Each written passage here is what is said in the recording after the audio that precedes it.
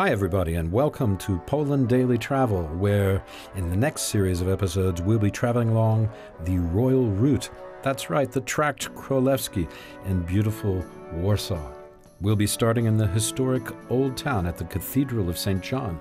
Then I'll be walking and talking with my friend Artur Gorniewski as we proceed south along Krakowskie Przedmieście to the center of the city. You'll get to know the landmarks and historical places of interest that are most essential along the royal route. So stay with us. You won't find anything this comprehensive anywhere else.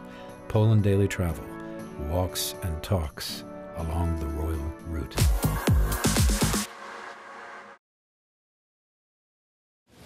Hi. We're here with Poland Daily Travel in front of the cathedral in Warsaw. This is one of the most important churches in Poland, along with Częstochowa Church and the church in Krakow, St. Mary's. We're going to go inside and meet a friend of mine called Arthur.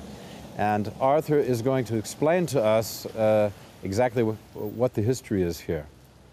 So let's go in and meet him. Okay? Let's go.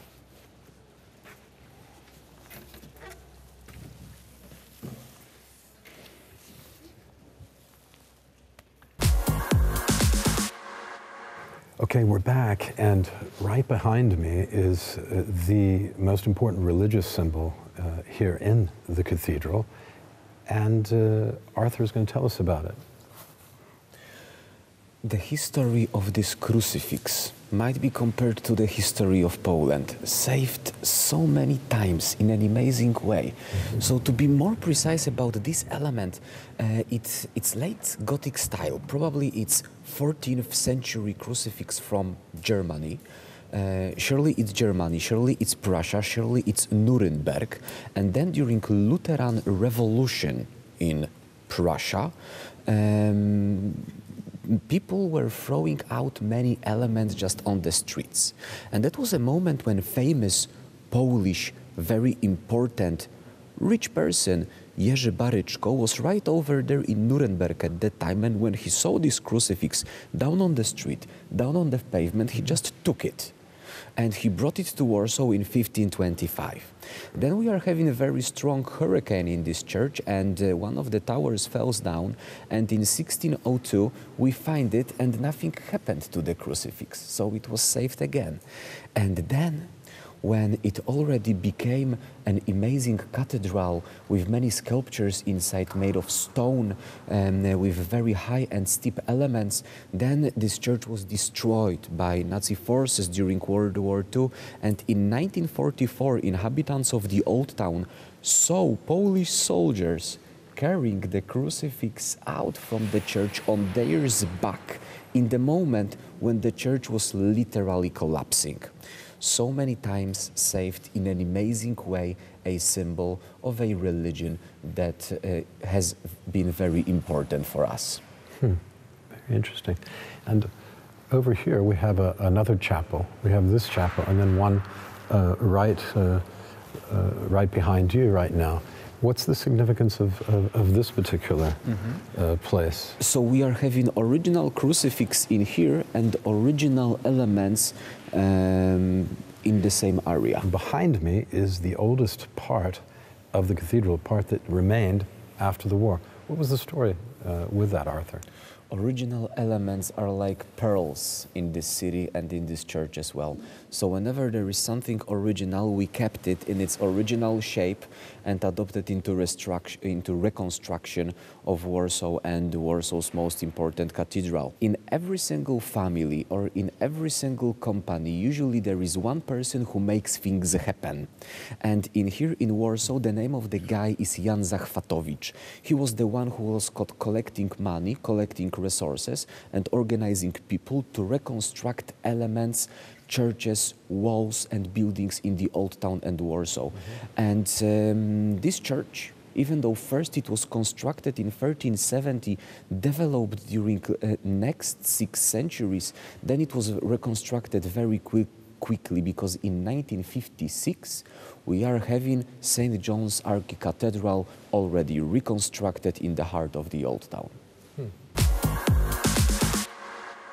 Okay, so we're inside the cathedral, and we are going to walk around, and we're going to look at some of the secular and religious symbols and memorials in this cathedral in the heart of Warsaw's old town.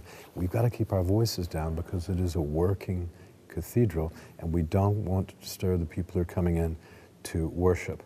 We've been given permission to come in and really have a free reign, which is quite a nice thing to walk around. So we're very happy about that, and we thank the people responsible for the church, including the priest and the archdiocese, for letting us do this. Anyway, I'm here with Arthur, and Arthur, what is this that we're looking at here? What is this about, the princes of Mazowiecki? Well, that's a very good question and very good introduction as well. Oh, thank you. This church helps us to understand why Warsaw and this particular place was becoming more and more important within the time. In a moment when our capital was in Krakow, and that was main Polish agglomeration, that was a very moment when settlements in this area were not absolutely on the level as it is nowadays in here. So two cities far away from each other, Czersk and Zakroczym, next to Vistula River, were trading with each other. On the way, in between, they decided to make a stop, comfortable, to have a rest, to relax on the way. And this stop was called Warsaw. Very good location of this place enabled further development, so that local dukes decided to stay in this place. At this very moment, at the beginning, Mazovian state, as we consider it nowadays, was an independent area. In a moment when the last duke died, 1526, Mazovian voivodeship joined the crown, joined Polish kingdom, and then later on king's elections were organized in here. So this very important moment, the moment when the last Warsawian duke died, even though it was a very sad moment, that was also a start of an amazing progress of this area. Very interesting. So do you know why they call it Warsaw? Yes, there is a legend. There are a few it? stories connected with this area, with this idea. We are having Wars and Sava. These were the names that were existing in Poland in these days. The legend connected with Sava, the mermaid, the sibling sister of the one from Copenhagen. Right, the mermaid is a very important symbol of Warsaw, She decided to swim into Vistula River, and this is where she met Wars. And Wars became her love, and this is how these two stayed together and established first settlement. So it's a combination of Vars and Sava. Correct. Warszawa. Exactly. Right? Yes. And to us, Warsaw. Exactly. Okay, great. So, and this symbolizes, is there anyone, there's no one buried in this, it's just a memorial, right? Right, in here we are having the memorial. These two brothers are buried underneath our feet in catacombs of this church. They are, okay. Stanislav and Janos. We can see here, right? Exactly. It's Stanislav and Janos. Well, very good pronunciation, Will. Thanks, I'm doing my best. And this is a moment 1502 and then 1522. This is the moment of development of such graves, Renaissance graves, in Poland and in this part of the world. So we are having them not 100, we can see them in some kind of movement. They are sleeping after the medieval times when death and diseases were all around. Right. In Renaissance, we are having this development of the idea of life, and that's why graves of these days are representing people who are sleeping. See these two, they are hugging each other like they are not 100% dead. Yeah, it's very interesting, isn't it? You can see the detail here, too, on this. Correct. It's a fascinating piece. How old is this piece? Is it a replica of something old? So we are having original elements in here from 16th century, and exactly such graves were appearing in 16th century Poland. Right. Yeah, very interesting.